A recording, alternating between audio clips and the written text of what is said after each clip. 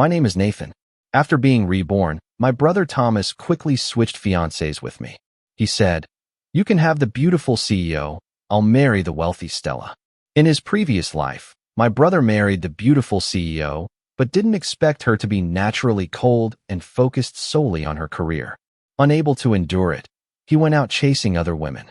As a result, she locked him in the basement, and he eventually died from depression.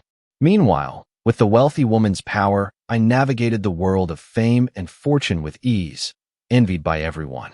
Looking at his arrogant and smug expression, I gradually smiled.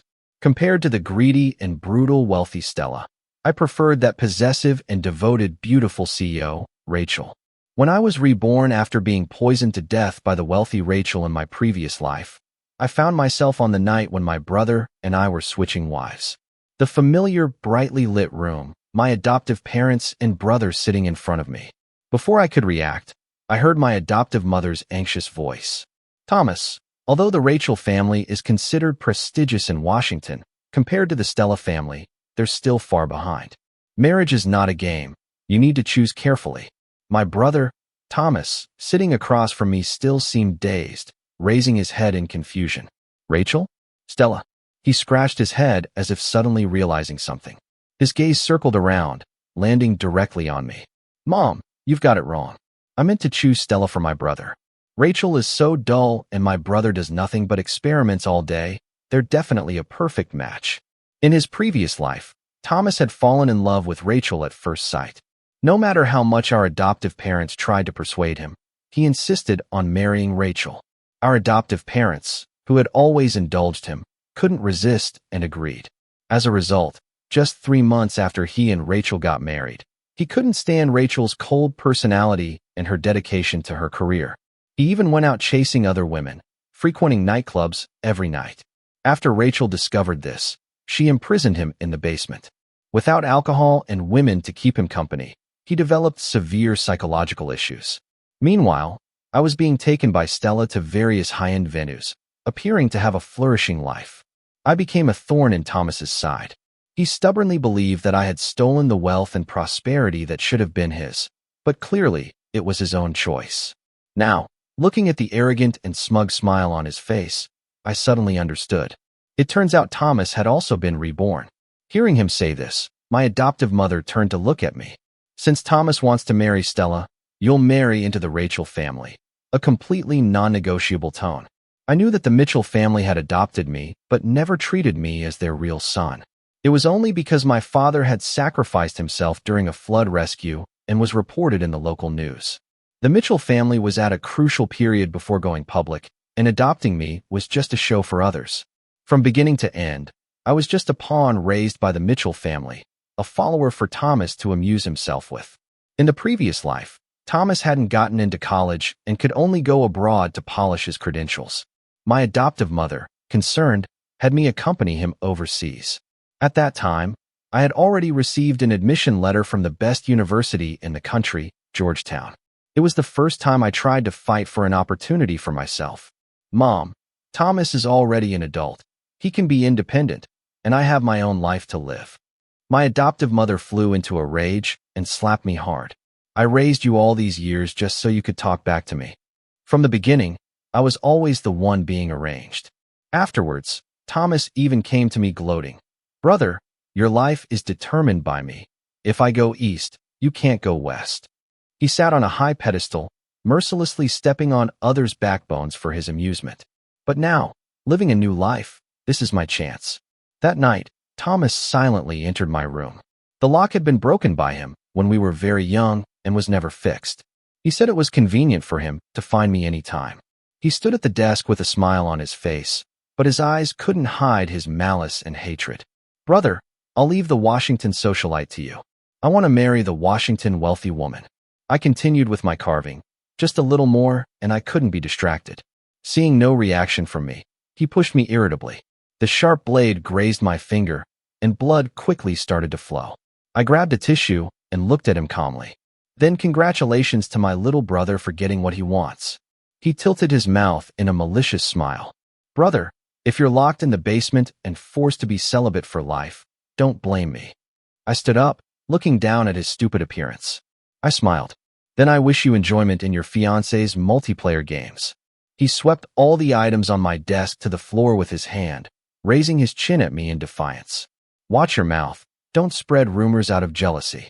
I watched his retreating figure, slowly curved my lips, and started to laugh. The next day at noon, the three families arranged to have lunch together to discuss the engagement. Thomas had made himself look presentable. Shortly after we arrived, the Rachel family also arrived. Rachel politely greeted our adoptive parents with a graceful figure, fair and translucent skin, eyes as bright as stars. She looked even better than celebrities on TV. She also had an otherworldly elegant demeanor. No wonder Thomas, who had been through countless women, fell in love with her at first sight. As soon as Thomas saw Rachel, his eyes lit up, his gaze sticking to her like glue. I interrupted him. "Miss Rachel, please sit here." I walked over and pulled out a chair for her. She smiled and softly said to me, "Thank you." My brother's expression turned cold, staring at me hard as if he wanted to bore a hole through me. During the meal, he once again fawned over Rachel with all sorts of concerns. I poured a cup of tea for Rachel and handed it to her, but my eyes were on little brother. "Miss Rachel will be your sister-in-law soon. You shouldn't be so disrespectful." Upon hearing the word sister-in-law, both my brother and Rachel looked up at me. My brother's expression needs no explanation. He was gritting his teeth as if he wanted to eat me alive. Rachel, however, looked at me and a smile gradually appeared on her lips. There was a flash of astonishment in her eyes, as if she hadn't expected me to speak to Thomas this way. After all the dishes were served, Stella finally arrived in a hurry. Her face still showed signs of a hangover. She probably had been drinking herself into oblivion at some bar. She and Thomas were truly a perfect match. The way my brother looked at Stella carried both flattery and disgust. In my previous life, I only learned after marrying Stella that the reason the powerful Stella family chose to ally with our family was because Stella had a chaotic private life, got pregnant, and urgently needed someone to take responsibility. Those with similar backgrounds definitely wouldn't consider her, and scholarly families would look down on her too. Only our family, nouveau riche with some assets in their eyes, were just money-oriented bumpkins.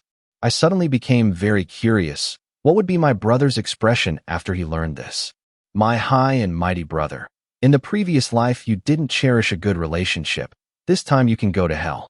After finalizing the details of the engagement ceremony preparations, my brother eagerly pulled Stella away. By now they were probably having sex in some hotel. Even though he couldn't stand Stella's arrogant demeanor, he still couldn't escape the temptation of physical desire. I took Rachel to a popular rooftop cafe. "Miss Rachel, I want to propose a deal to you." She raised an eyebrow, looking at me with interest. "I thought Mr. Mitchell brought me here to talk about feelings. I didn't expect that." Rachel, who was usually as cold as frost, would make such a playful remark. I couldn't help but laugh. She frowned slightly as she looked at me. Realizing my impropriety, I cleared my throat.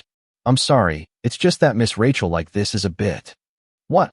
She picked up the coffee on the table, lowered her head, and took a slow sip, revealing her red ear tips. "Mr. Mitchell, let's talk about the collaboration you mentioned."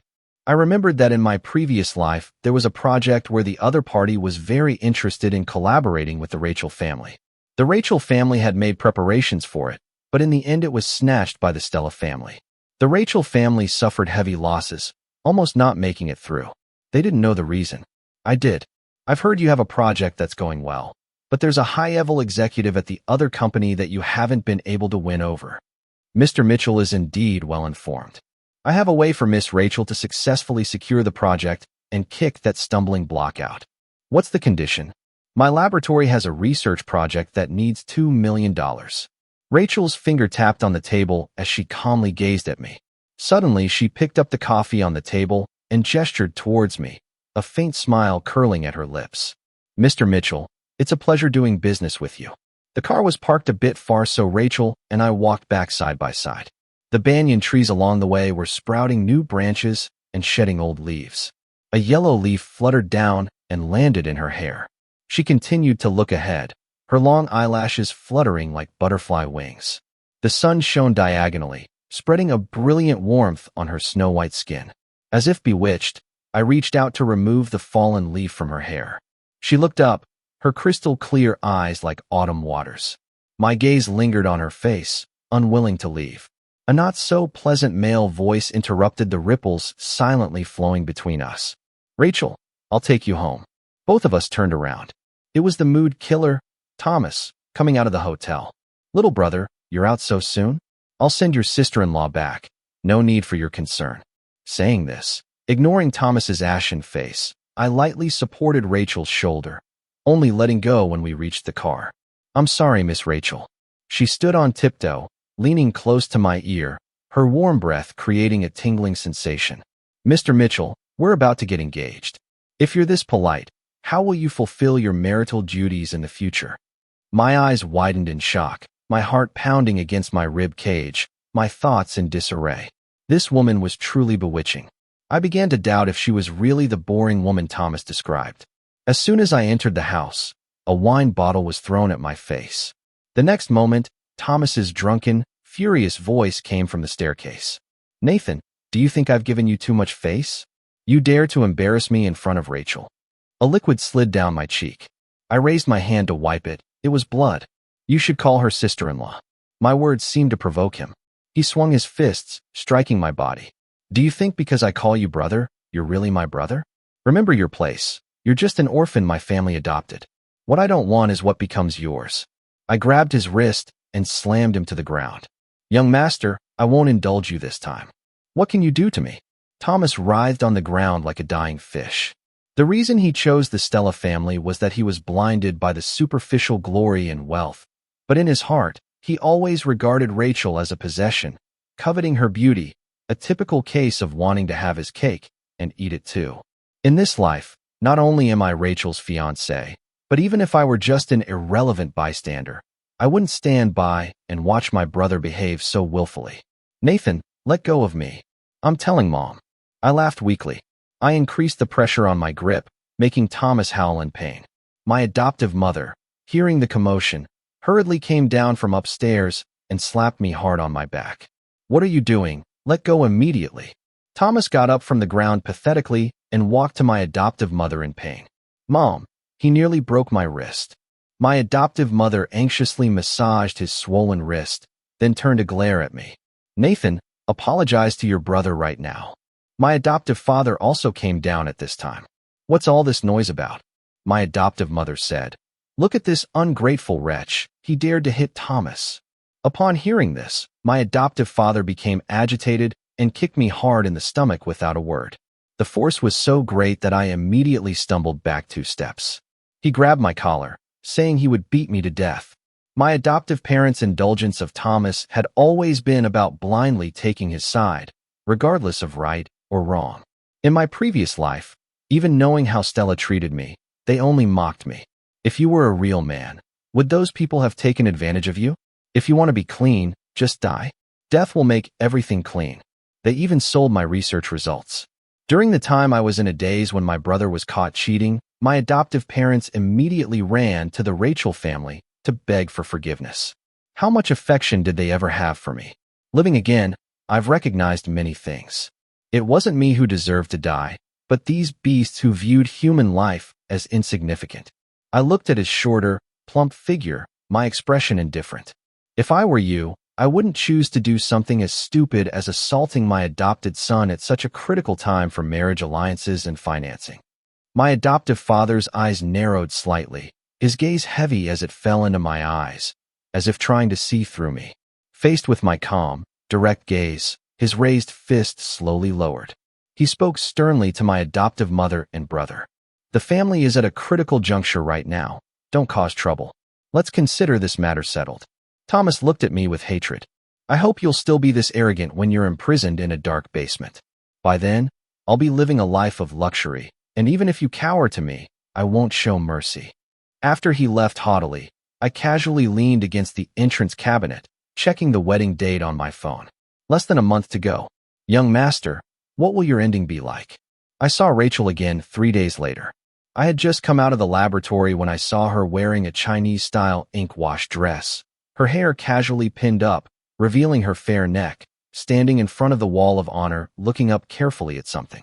Following her gaze, I saw it was my photo. I don't like taking photos. This one was taken by some junior high school girl, and hung on the confession wall. "Miss Rachel, why are you here?" She turned around with eyes so dark that I couldn't discern her emotions. "What? Do I need to report in advance to see my fiancé?" She then raised her chin towards me. "Did Thomas do that?" Realizing she was referring to the wound on my forehead, I nodded. I hit him back. She smiled without saying more. I took her to my office. While pouring tea for her, she took out a file folder from her bag and pushed it towards me. "You were right. That senior executive's hobby is indeed despicable." My hand pouring tea paused briefly, and I put the teapot down without showing any reaction. No one understands better than a victim how despicable he is. This senior executive was one of the decision-makers for the project. The reason the Stella family was able to snatch the Rachel family's project in my previous life was because he had repeatedly shown interest in me at a cocktail party. Stella, noticing this, got me drunk and delivered me to his bed. I still remember the feeling of his turbid breath falling on my skin. Disgusting, so disgusting. For these well-dressed beasts, finding young, good-looking boys to play with wasn't difficult. What was difficult was finding playthings who came from good families and had never been involved in such circles. This way, they could maintain their status while enjoying the pleasure of taming someone new.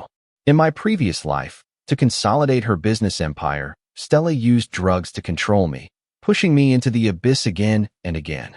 I suffered terribly while she reveled in wealth. The high-end banquets that seemed so glamorous in my brother's eyes were nothing but keys to the gates of hell. Now that I've been reborn, it's time for the Stella family to go bankrupt. I calmly opened the file folder, looking at the photos of various perverted acts inside. "Miss Rachel, wait a bit longer. I'll hand the Stella family to you as well." She looked up at me quietly, various emotions mixed in her eyes. "Mr. Mitchell, I feel like you've changed." I picked up the teacup and took a casual sip. "If I told you I've died once before, would you believe me?" The darkness in her eyes receded, and I could see sadness spreading there. "I had a dream where I learned of your situation and rushed to save you, but ultimately, I was too late. Fortunately, this time we're together from the beginning." As if guided by some supernatural force, I reached out to touch her eyebrows. When the soft sensation transmitted through my fingers, I realized what I had done and hurriedly withdrew my hand. But I was a step too late. Rachel paused, then took hold of my hand. She slowly moved closer to me along the edge of the table, trapping me in a small space. "Fiancé, why are you running away?" Her breath was just inches away from me. With a hoarse voice I asked, "Miss Rachel, what are you trying to do?" Before I could finish, she silenced me with a sudden kiss. I widened my eyes in disbelief, staring at her. She somewhat awkwardly nibbled on my lips for a while before backing away slightly, clutching my collar as she breathed lightly. "You're going to marry me eventually, so what's wrong with me exercising my rights as a wife a bit early?" I looked at her, the emotions in my eyes no longer containable. When women take the initiative, it's truly lethal. "You're right." I raised my hand to touch her hair, leaning in to kiss her. A faint scent of gardenia emanated from her body. It was the same scent as the gardenia bouquet I had given to a tearful little girl when I was young. My lips, tongue, and fingertips against her neck were all burning hot. My voice carried undertones of desire. "Want to go deeper, fiancé?" Her face flushed red, her fingers still gripping my collar tightly, her eyes misty with a young woman's tenderness. In an instant, it consumed all my rationality. As the month was nearing its end, Rachel went to a neighboring city for business. I was busy with experiments, but still found time to message her. Whenever she encountered something interesting, she would stop to share it with me. We enjoyed a simple and sweet romance, like any young couple. Rachel's birthday was approaching. That afternoon, I wanted to go to the mall to pick a gift for her. Suddenly, I spotted a familiar figure in the distance. It was Stella. At a time when she should have been busy at the company, she was following a short, fat man into a garden restaurant nearby. My heart contracted sharply, and I took a few steps forward. Just as they entered, the man happened to turn around. As if struck by lightning, I froze in place. This man, wasn't he Bruce, the executive who had colluded with Stella in my previous life? I opened my phone's recording app and secretly followed them. Hiding behind a fake mountain, I could hear their conversation clearly. "Miss Stella is willing to share her husband with everyone, so I'll definitely let Miss Stella have this project." Stella laughed coldly, her voice gloomy. "A man is just a man. How can he compare to the importance of our friendship, right, Bruce?" Besides, what I want isn't just this project, but the Rachel family's company as well. I had always thought that Stella's dirty collaboration with him began at that cocktail party. It turns out they had been in cahoots long before, and that evening was just a trap to sacrifice me. No wonder in my previous life Stella insisted on taking me to that party despite knowing I disliked socializing.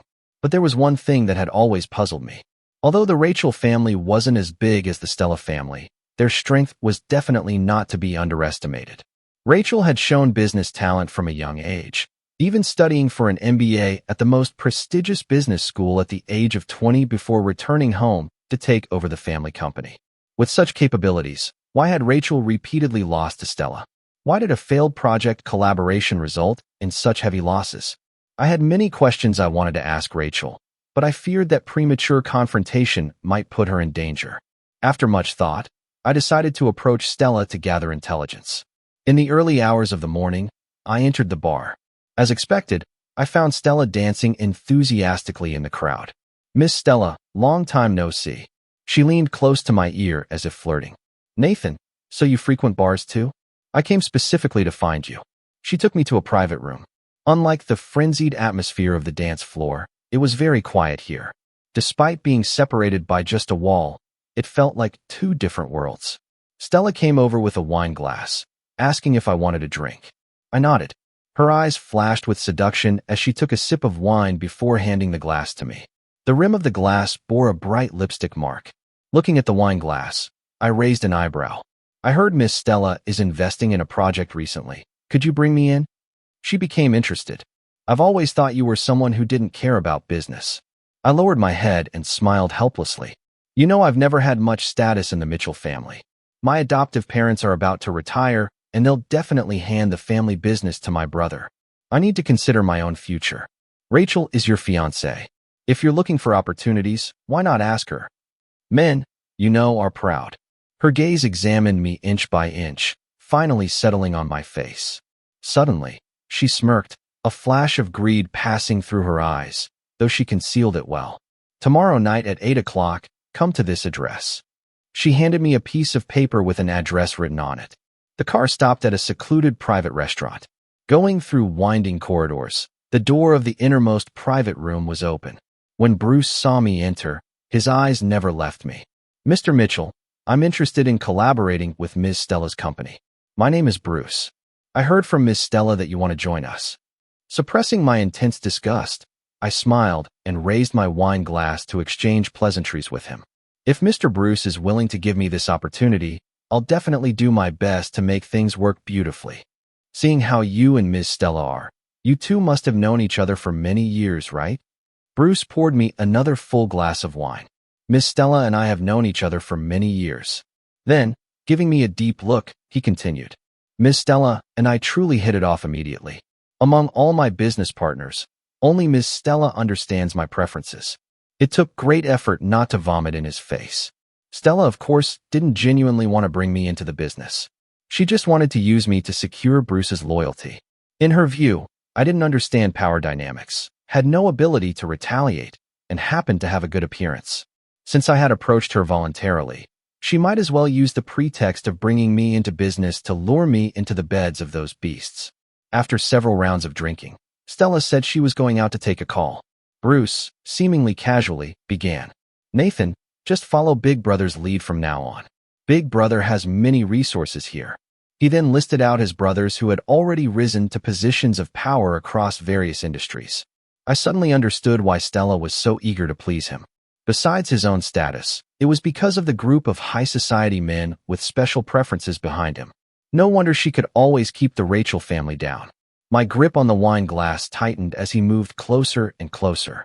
I pretended I needed to use the bathroom. Feeling a bit dizzy, I walked to the door of the private room and opened it. A cold breeze carrying a faint scent of gardenia wafted in. The light fell diagonally on the slender figure before me, casting a long shadow. I snapped to attention, suddenly clear-headed. Thomas stood by a pillar, his voice filled with satisfaction. "Rachel, see? I told you he was problematic." The corridor's light emitted a warm, yellow glow, falling on Rachel's face. However, it took on a cold edge. She had seen everything. Thomas continued to add fuel to the fire. "Rachel, I'll take you back now to talk to my parents about breaking off the engagement. Amidst my chaotic thoughts, I caught a thread, seeing Stella's confident demeanor around the corner. She was trying to force me into a desperate situation. Rachel walked over, lightly curling her lips in mockery, and raised her hand to slap me hard across the face. "Nathan, we're done." With these words, she turned and left. By the time I chased downstairs, I just saw Rachel getting into a car. Thomas laughed behind me. "Jumping clown." After that day, Rachel didn't contact me for a long time. News of our discord quickly spread within the circle. At this time, my adoptive parents came to see me. Far from being angry that I had offended the Rachel family, they instead wanted me to take over the company. "Nathan, Mom has been strict with you all these years to train you. You don't blame Mom, do you?" "How could I, Mom? I'm grateful to you." My adoptive father coughed twice beside me. "We came today to discuss with you about taking over the company." I pretended to be concerned. "But what about my brother?" My adoptive father interrupted me immediately. "Don't worry about him. You're the elder brother. Won't you take care of your brother?" "All right, it's settled. Come to the company next Wednesday to sign the contract." I raised my eyes and smiled. "I'll work hard to make the company bigger and stronger." Before leaving, my adoptive parents specifically instructed me to keep this matter confidential. The car quickly disappeared from sight. I turned around, my smile instantly vanishing, my expression turning cold. At the family dinner that evening, Thomas proudly announced, "Stella is pregnant. We're planning to have the wedding earlier because she's afraid her baby bump will show and she won't look good in the wedding dress." Everyone in the family congratulated him. He suddenly changed the subject. "Brother, haven't you made up with Rachel yet? Everyone's saying your marriage might not happen. Is it true? Even if Rachel and I don't work out, it won't be your turn to become the Rachel family's son-in-law. Why are you concerned about this?" He grabbed a bowl from the table and threw it at me. I dodged to the side. He walked over and placed his hand on my shoulder, whispering mockingly in my ear, "Someone like you, born in the slums, is destined to have a cheap life. Even though you've become young Master Mitchell thanks to my family, you still have that poor smell about you. A woman like Rachel is only suited for someone like me." Even at this point, he was still dreaming of having it all. He still hadn't realized what kind of life awaited him. Even though a lifetime had passed and everything had started anew, the half-year of marriage with Stella still felt like a nightmare to me. Every day tied up, forcibly injected with excessive drugs, my brain was foggy. I barely had moments of clarity. That kind of near-death suffering. "Thomas, how long can you endure it?" I noticed the not-so-obvious needle marks on his arm. I suddenly smiled. Maybe because the memories of the previous life were too cruel, my smile made Thomas take a step back. Realizing that his reaction seemed too undignified, he cursed, "You'll see." A gentle rain beat against the glass, dark with no hint of sunlight. Under the stark white light inside, my adoptive father, sitting across from me, put on a fake smile and handed me a pen. For some reason, my eyes welled up with heat. "Dad, do you feel any guilt towards me?"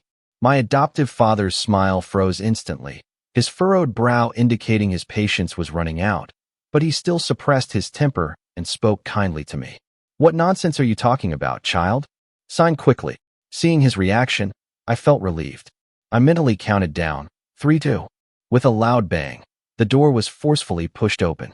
The secretary stood there with an apologetic look. "I'm sorry, Mr. Mitchell, but young Master Thomas insisted on coming in and I couldn't stop him." My adoptive father waved his hand, and the secretary closed the door and left. Thomas angrily ran over and snatched the transfer agreement from the table. "Dad, what do you mean? I'm your biological son, yet behind my back you're transferring the family's property to an adopted nobody." My adoptive father anxiously said, "Son, give me the agreement first. It's not what you think. After your brother signs, I'll explain everything to you when I get home." Thomas held the agreement tightly against his chest, refusing to yield. "Do you think I'm stupid? Once you've both signed, what will be left for me?" Seeing my adoptive father's anxious expression due to my presence, unable to explain clearly, I very considerately withdrew, leaving enough space for father and son to have a good talk. As the elevator doors closed, I couldn't help but laugh. My adoptive parents' company had been in trouble for a long time, and they had planned from the beginning to push me out as a scapegoat. The money on the books had already been transferred overseas, leaving only an empty shell company burdened with debt. As soon as I signed that transfer agreement, all the debt would be mine. With Thomas causing this scene, the plan fell through. I was curious whether my adoptive parents would let their most doted-on son Thomas sign. In their eyes, how much was the bond of kinship worth? Walking out of the office building, the rain had stopped long ago. A white Mercedes was parked by a flower bed nearby. I walked over, opened the door, and got in the car. Rachel, without turning her head, put the car in gear. The car stopped at her house. She took a bottle of fine vintage red wine from the wine cabinet. We sat on the terrace of the small garden. You should have told me your plan earlier. I touched my cheek, still feeling the sting. You caught on quickly. That slap you gave me made my cheek hurt so much. She immediately burst out laughing. Serves you right. How's the investigation I asked you to do? She took a sip of wine, her eyes cold. Just as you guessed, Stella and Bruce met at an auction 5 years ago. Since then, Stella has been procuring candidates for Bruce's pleasure, including underage boys. Most were tricked into it. Some made a fuss, but all were silenced. I understand those struggles, those feelings of helplessness and despair in the dark. Rachel, justice may sometimes be tripped up by many things, but it will never kneel before injustice. Only by shattering the shell they've woven with power can those weak flames gather together to become a prairie fire. With the courage from the alcohol, I finally asked the question that had been puzzling me. Rachel, have you never doubted me? A breeze tousled her fine hair at the forehead. She raised her hand to brush her hair back, revealing a clean, full forehead. With drunkenness on her face, her eyes remained clear. Nathan, I knew you many years before you knew me. How could I not trust you? The night deepened and she leaned against my shoulder, gradually falling asleep. Like a small cat, her shallow breathing blew the fine hair behind my ear. In my life of fighting alone, she has given me unwavering companionship. I gently placed her on the bed, tucked her in, and prepared to leave. She kicked off the blanket. I tucked her in again, but after a while, she kicked it off again.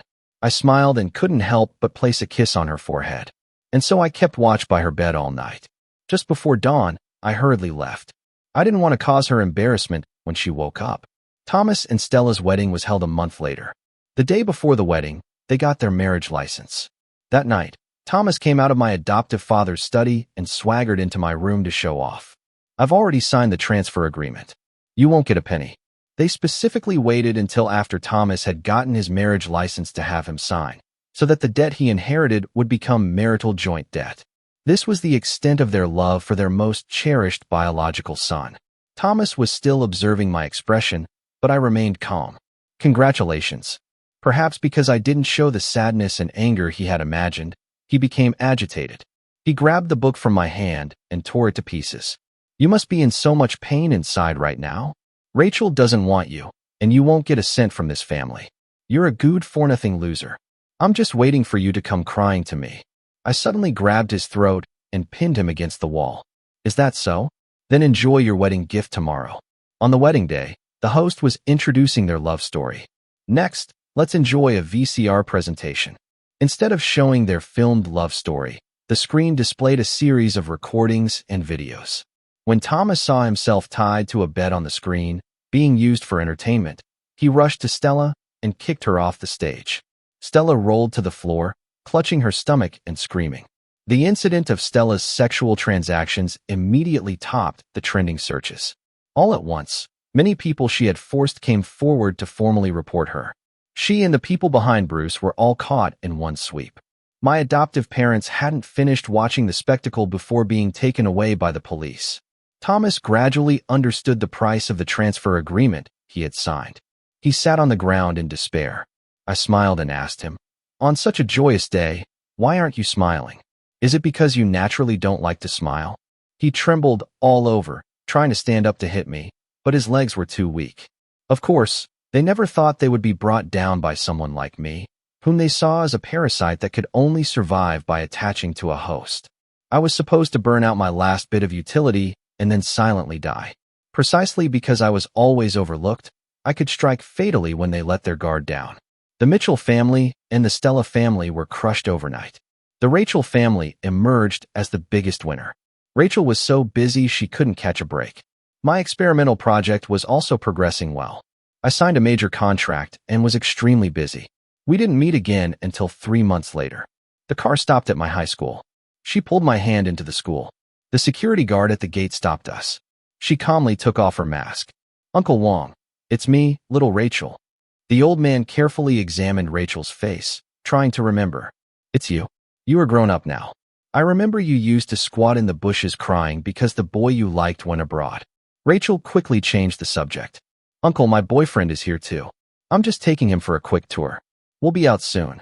The uncle cheerfully let us in. "Which class were you in?" 2 years below you, so you were a junior." Rachel stopped, seriously staring at my face. "You really don't remember anything?" She sighed and asked me, "Why did you go abroad back then?" Then she said, "That photo on your lab's wall of honor. I took it." Her words were disjointed, but I vaguely understood something. Next, she took me to a bookstore on the street behind the school where I used to love reading and solving problems in high school. Her voice was soft and gentle. Once, a girl wanted to buy a book, but the last copy was bought by a boy. The boy, seeing the girl wanted it, gave it to her. Later, the girl often went to the bookstore and saw the boy always sitting quietly in the corner, reading. The girl would sit at the table next to him, day after day. After the boy went abroad, the girl sat in his usual spot, thinking of him. It's a very cliché story. A warmth flowed through my body. I held her tightly in my arms. "Rachel, I'm sorry for being so slow. It's been so many years. From now on, let me be the one to watch over you." The bookstore had the scent of old ink, as if drifting from the distant past. Outside the window, the sun shone brightly and cherry blossoms were in full bloom. It was spring, the season of renewal for all things.